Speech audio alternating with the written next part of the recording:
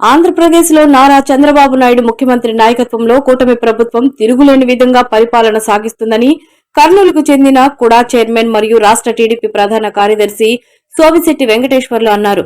సమస్యల పరిష్కారం తమ లక్ష్యమని చెప్పారు. స్థానికంగా ఎలాంటి సమస్యలు ఉన్నప్పటికీ తమ దృష్టికి తీసుకొస్తే పరిష్కరిస్తామని కూడా ఈ సందర్భంగా సోమిశెట్టి వెంకటేశ్వర్లు హామీ ఇచ్చారు.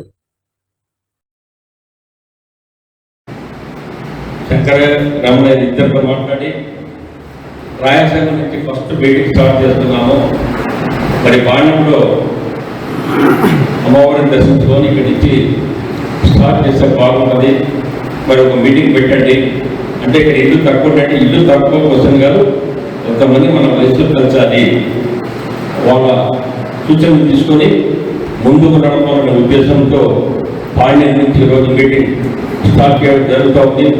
ఇది కేవలం ఆర్యవైశ్య మహాసభ అంటే ఆర్య వయసులో ఒక పెద్దగా మనలో ఒక వయసులకు ఒక పెద్ద మనిషిగా ఉంటూ మనందరూ ఏ కష్టం వచ్చినా ఏది ఇబ్బంది వచ్చినా ఆదుకునే వ్యక్తిగా ఒక మహాసభ అధ్యక్షుడు పెడతారు. 9 ఏళ్ల నుంచి బాగా జరుగుతున్నది. కానీ గతంలో 5 ఏళ్ళు రాక్షస పాలన విధంగా ఆ యొక్క మహాసభ అనేది మర్చిపోయారు.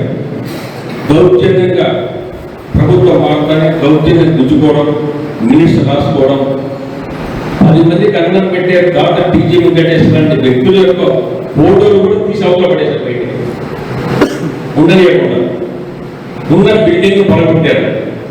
దాన్ని రీమాడల్ చేసి కొంచెం చెప్పినా ఇబ్బంది లేకుండా చేసిన మన ఊళ్ళకి పోయి ఎప్పుడన్నా అమరావతి పేరు పడుకొని మాత్రం భోజనాలు పెట్టేదానికి అన్ని కూడా అవకాశం ఉందా లేకుండా నాశనం చేసి పెట్టారు. అటువంటి అన్ని నష్టపోకుండా రాబో పట్ల ఈ మార్చి 29వ తారీఖు ఈ నెల మహాసభ ఎలక్షన్స్ ఉన్నాయి. కొత్త అధ్యక్షులు ఎన్నుకుంటారు. ఈ మహాసభ ఎవరైతే ఒక వ్యక్తి బాగుంటాడో ఆ వ్యక్తికి అన్ని విధాల సహాయ సహకారాలు అందించే వ్యక్తి అలా బీజేపీ చేస్తున్నారు.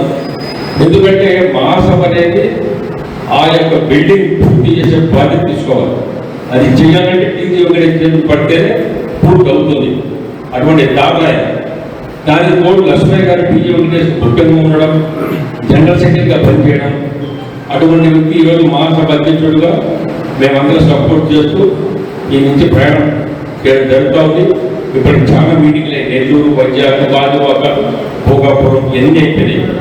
ఇంకా కూడా ఈరోజు చాలా 3 ఉన్నాయి, రేపు 2 ఇట్లా కంటిన్యూగా తీరడం జరుగుతుంది. కాబట్టి పాండ్యం మీరందరూ కలిసి మీకందరికీ కూడా ఒక మంచి వ్యక్తిని నేను మీకందరికీ తోడుగా ఉంటాడనే ఉద్దేశంతో ఈరోజు ఇక్కడ రావడం జరిగింది. ఇప్పుడు పెద్ద చెప్పారు రమణ గారు, ఇక్కడ శ్మశానానికి ఏదన్నా ఇబ్బందిగా ఉంది హిందువులకు, మరి ఆ విషయమై ఎక్కడ పైసలు